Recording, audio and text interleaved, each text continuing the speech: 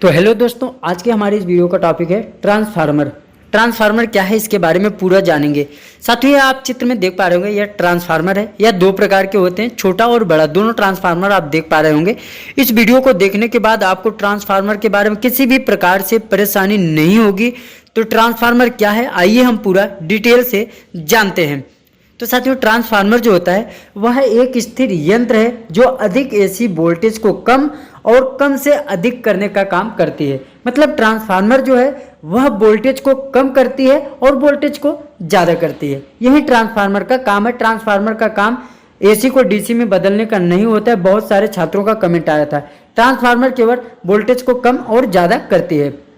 तो आइए आगे जानते हैं। जिस कॉइल से हम सप्लाई देते हैं उसे हम प्राइमरी वाइंडिंग कहते हैं, और जिस सप्लाई से हम करंट लेते हैं उसे हम सेकेंडरी वाइंडिंग के नाम से जानते हैं। इसमें दो वाइंडिंग होती है साथियों, एक प्राइमरी वाइंडिंग, एक सेकेंडरी वाइंडिंग। प्राइमरी वाइंडिंग में सप्लाई देते हैं, सेकेंडरी वाइंडिंग से सप्लाई लेते हैं। साथियों, ट्रांसफार्मर जो है किस सिद्धांत पे काम करता है, तो ट्रांसफार्मर म्यूचुअल इंडक्शन के सिद्धांत पर काम करता है। अर्थात दो कॉइल को अगर हम पास रखें और एक कॉइल में एसी सप्लाई दे तो दूसरे कॉइल में जो है ये सप्लाई जो है आ जाती है। अर्थात ईएमएफ, इलेक्ट्रोमोटिव फोर्स उत्पन्न हो जाता है। अर्थात अगर एक कॉइल में हम सप्लाई दे रहे हैं तो दूसरे कॉइल में जो है अपने आप करंट पैदा हो जाएगा। इसे साथियों हम म्यूचुअल इंडक्शन के नाम से जानते हैं, जो कि फैराडे के नियम में भी आता है, और फैराडे के नियम की वीडियो मैंने पहले भी बना रखी है।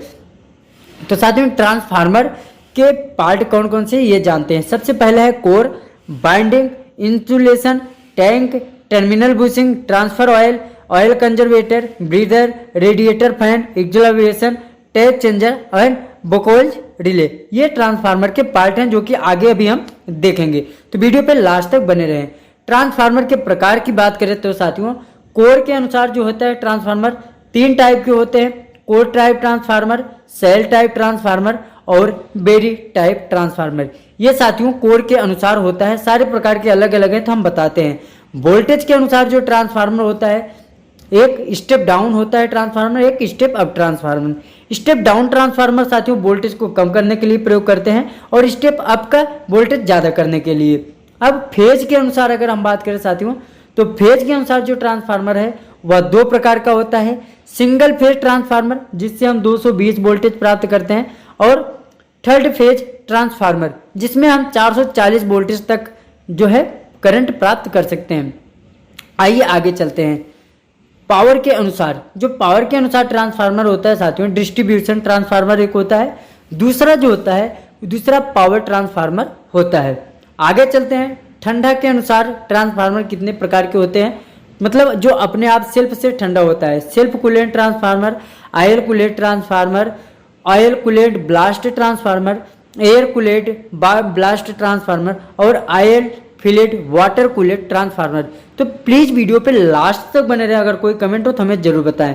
दूसरे टाइप के जो ट्रांसफार्मर होते हैं वह करंट ट्रांसफार्मर होते हैं, पोटेंशियल ट्रांसफार्मर होते हैं और ऑटो ट्रांसफार्मर होते हैं। तो साथियों ये सारे थे जो ट्रांसफार्मर के पार्ट थे। तो आइए ट्रांसफार्मर के हम बारे में जानते हैं, ट्रांसफार्मर क्या क्या होता है।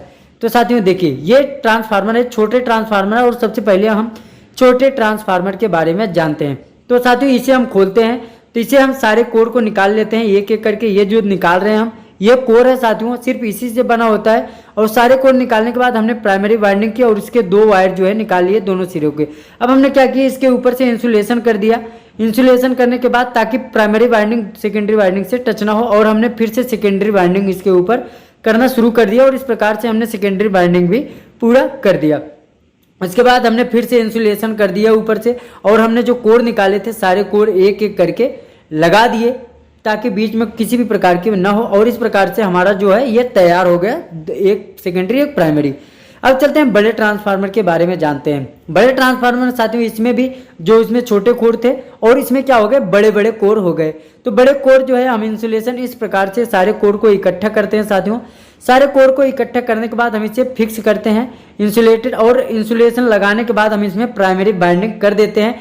फिर से इंसुलेशन करते हैं, उसके बाद फिर से हम उसके ऊपर सेकेंडरी वायरिंग कर देते हैं। आप देख रहे हैं कॉपर के वायर से, और उसके ऊपर इंसुलेशन करके हम ऊपर से चारों तरफ से फिक्स करके इसे एक टैंक में जो है हम डाल देते हैं।